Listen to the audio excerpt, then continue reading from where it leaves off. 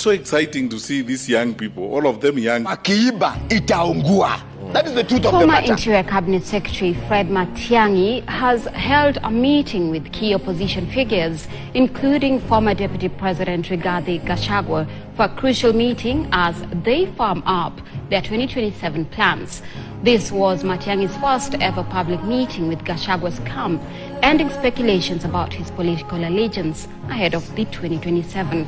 The high-stake meeting in Nairobi is part of a series of high engagements organized by the opposition as part of early efforts to build a national movement ahead of the 2027 general elections. Other leaders who attended include Wiper leader Kalonzo Musyoka, PLP leader Karua, DAP Kenya leader Eugene Wamalwa, and other CSs, former CSs Mithika Linturi and Justin.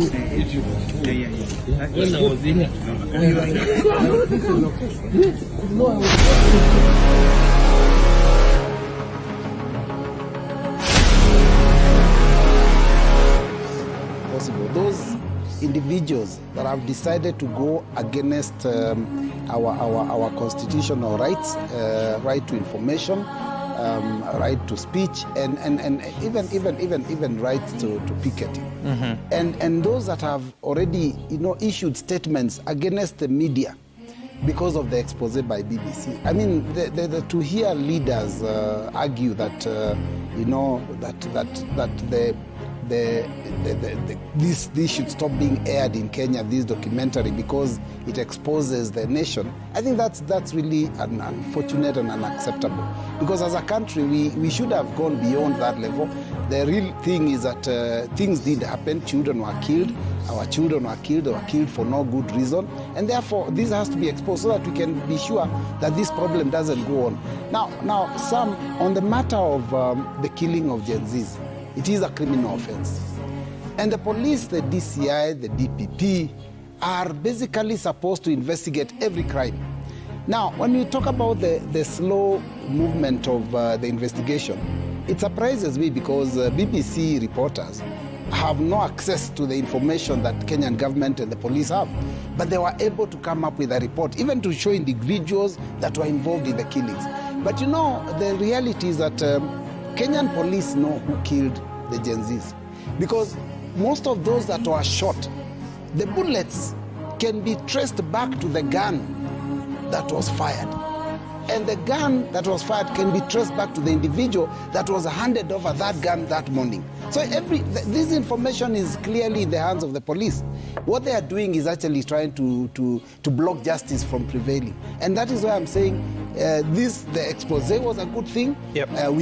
Media must continue talking about these things so that these things can be brought out to the open. Now, IPOA, yes, it does exist. And the purpose of IPOA is obviously to assist whenever there is issues to do with the police. Yeah.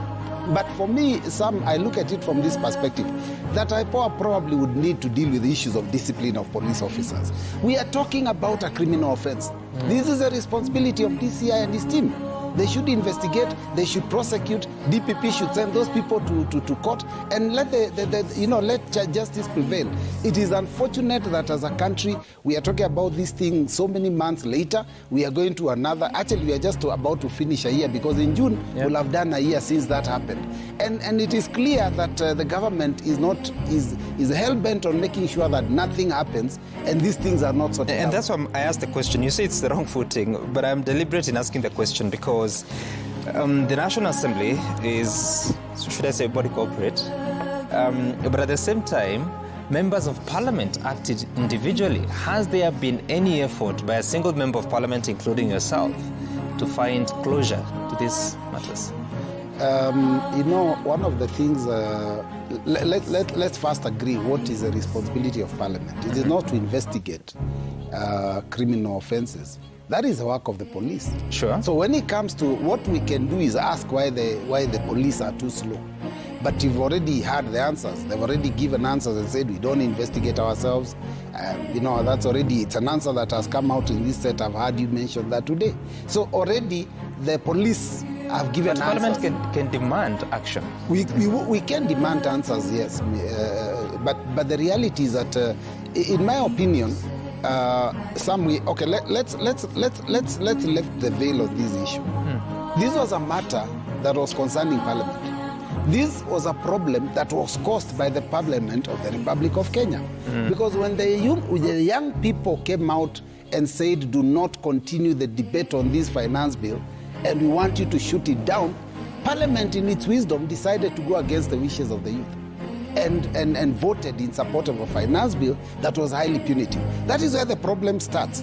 And that is why Parliament would be very quiet about this thing, because the problem is Parliament. Including you, who was the bill. I am not part of the quiet ones.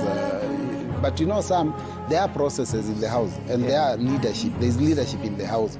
And it is not easy for an individual member to be able to prosecute whatever they want on the floor of the House without the powers that be to... You can raise a statement.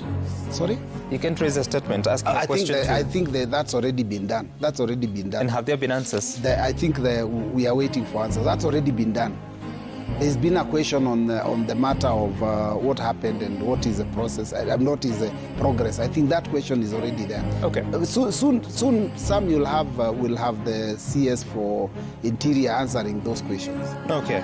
Never mind that he. But you see, my negativity. He was at transport at the time of these events. You know, my negativity is that what will happen? It will be a talk show. He will come and give answers. They'll be half-baked, and then that will be the end of that story. That's why I am very concerned that the criminal justice system, which doesn't include Parliament for your information, should just do its job. Sure. Let us get these people prosecuted. Let us have some people serve jail terms so that we can know at least that, in Kenya, the law is being respected. You're spot on that Parliament is not part of the investigative bodies, but it represents the people.